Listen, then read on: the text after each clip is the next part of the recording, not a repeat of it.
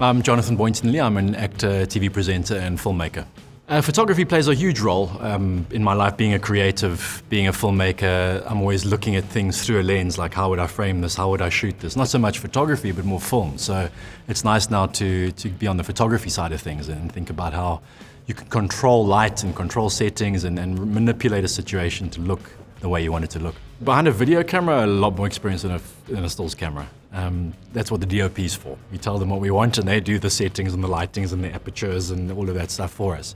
So it's always interested me, but it's always terrified me. I've basically failed maths at school, so anything with f8 and then an ISO of 200 and the white balance is 5400 numbers, I just get turned off. So I just want it to look pretty. I don't care how you get there, but now I need to know how you get there.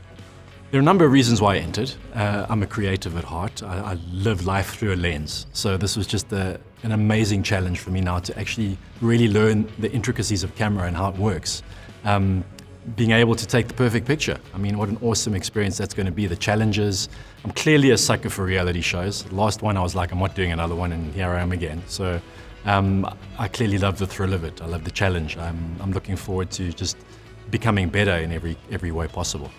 Oh man, the timing couldn't have been better for this. I've had my 550D for like 15 years, so it was time for an upgrade, and it doesn't get it better than an R8 right now. From what I can see, the specs on this camera are a little bit overwhelming. It's like sitting in the cockpit of an airplane for the first time, and there's just so many buttons and so many things. But I think the good thing about this camera is it's very forgiving. So we can pretty much just touch on that screen, and if we're panicking and in a situation where we need the shot, we know this camera is going to get the shot for us. Oh no, here we go. What's going to happen today? We've got cars, road trip baby. What's going to happen? Where are we going? What are we doing? Another day, another challenge.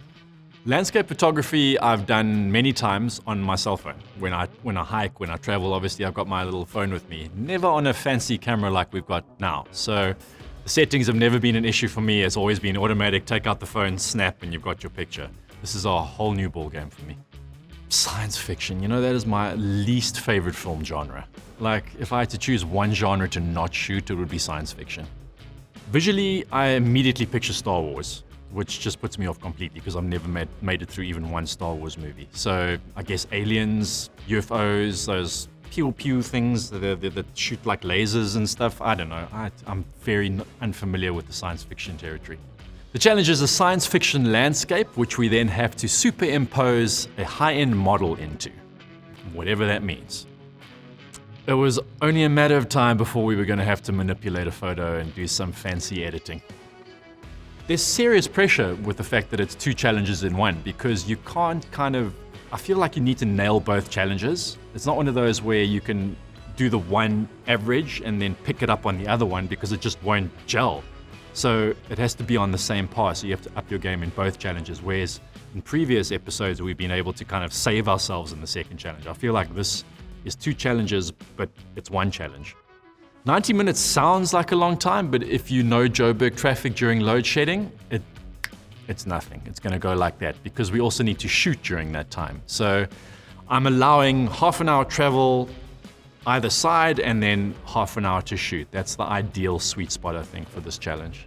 So after all my ideas not working out, I go to my plan B for every shoot, and that's my backyard.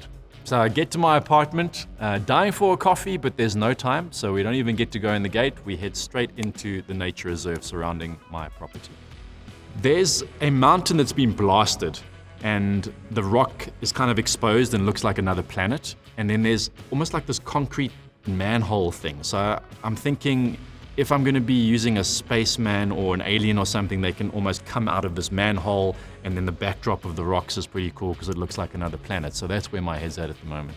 In the back of my mind though, I'm thinking, when we left Fourways, on the roof there was a really epic, like post-apocalyptic tower with literally crows like chilling on the top, and I'm thinking I'm going to make some time on the way back and try and capture that, because I think that's a very emotional, powerful science fiction image.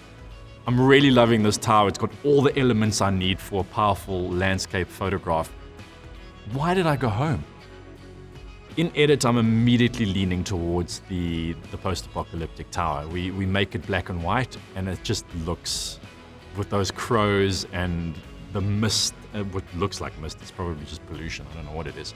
But it's really looking strong, and I can see my character in it. The lines are almost leading towards my character like jumping off a post and kind of flying in the air like a superhero. So I'm definitely feeling that image. It's so frustrating because you have no idea what you're framing for. You're framing for a person, or you're framing for a UFO, or you're framing for a robot. Like what is it? And you're also trying to capture a landscape, and once you've got your landscape locked, then your mind comes in and you're like, okay, wait, but now I need to shift slightly so I can position the person here or center frame. And once you've shifted for the person, then the landscape doesn't look so great. So this has definitely been the most cryptic challenge.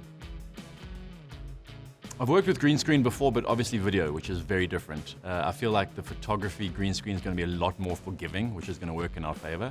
We won't have to make sure our subject's always in the green, that the green is always beautifully lit. I think there's a lot more room for error when it comes to photography because you're just going to be cutting out the figure, basically. Finally, we've been wanting to know what these models are for the last 24 hours. Thank goodness. I took a gamble. I took a gamble on them being some kind of human being shape and not a spaceship or something, so I'm very relieved. I literally framed my image around putting some kind of a person in, so it's worked out well. I honestly thought that woman was a tree. I mean, it looked like roots and stuff, so I don't know. To be honest with you, I still don't know who she is. They looked amazing. I mean, I didn't mean any offense by it. Like, I honestly thought she was a tree. I definitely want a woman. I just think they make awesome superheroes. So it's between, I don't want a tree in my shot. So I'll take the Wonder Woman or the other blue-haired one, whatever she is. So I can't decide between the two of them. I'm seeing the sword though, and I'm thinking sword in the air, that's my shot, so I go with Wonder Woman. So I'm just gonna go down the line and say, who wants that character, who wants that character, who wants that character? If there's like a fight for the one character, then they can play rock, paper, scissors or something for it if they can't decide amongst themselves. So I'm handing over the power to them. My plan for this challenge is to just get the angle right, so I'm positioning her on a box, trying to get low as I can and see if it's going to work. And then once I've got the angle right, then I will play with the lighting and try and match the sunlight that I had on the set. I'm loving my model's costume. I mean, it's looking great. She's looking like a superhero. The sword, as I envisioned it, is working beautifully. It's going to give me that nice line in my picture, which I'd framed for. So we're looking good. I think I've realized in this competition to trust your gut. If you've got the shot and you're happy with your shot, just use your time to perfect that shot. Trust your gut on it. Like with Z's portrait and reflecting in the water, I knew that I had a shot. I just needed to perfect it. It was the same now with the sword up in the air. Like, I just knew that was going to be my shot. So I thought, let me spend the majority of time there, and if I've got like 2 minutes left, I'll get a safety one. The only thing that isn't working is the feet, because it was my concern that I wasn't going to be able to get low enough and recreate like a lamppost with a box.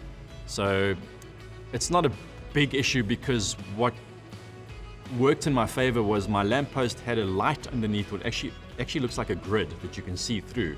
So what we ended up doing is just keeping a shadow of the foot technically on top of the lamppost, but it looks like you're looking through a grate and you can see the rest of the foot. So the feet actually worked out totally fine in the end. I think what the judges will like about my final image is the previs that went into it. You can see that there was thought to where the character was going to be placed. The lines of the image lead to my hero character, even the way the sword is up. I think the lighting was thought through.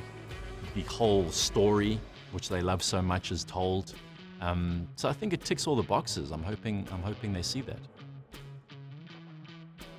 I don't know, there's a lot of pressure now. Like, I feel like I need to go back to third for a little while to take the pressure off, because it's almost like there's not a target on your back, but there definitely is a lot of pressure that comes with being first. Because you feel like now you have to perform and be consistent, but I don't know, I think I need to. It's such a weird feeling. I'm first. It's nice. From whispers, Zahira and Gugu knew that they were gonna probably be in the bottom two. So it wasn't too much of a surprise, I think, especially for them. They had mentally prepared for it. That's never nice. It's not nice. You can feel the energy amongst everybody, and everybody's shoulders kind of drop. Yes, you're relieved to still stay, But you obviously feel for the person that has to go home, especially as we get closer and closer to the finale. It hurts more because you're that close to the end. Now the minds are, we never get a chance to even breathe or relax. Like we get over the elimination and then Matt plants a little bomb again that goes off because, you know what, I'm not even going to think. I don't even want to try and think because then you overthink things and then you stress yourself out and like, my winning picture was taken on the roof of Four Ways Mall. Like there was no thought behind that. So I think that's the way to go from now on, is not to overthink things and just kind of tackle the challenge as it comes.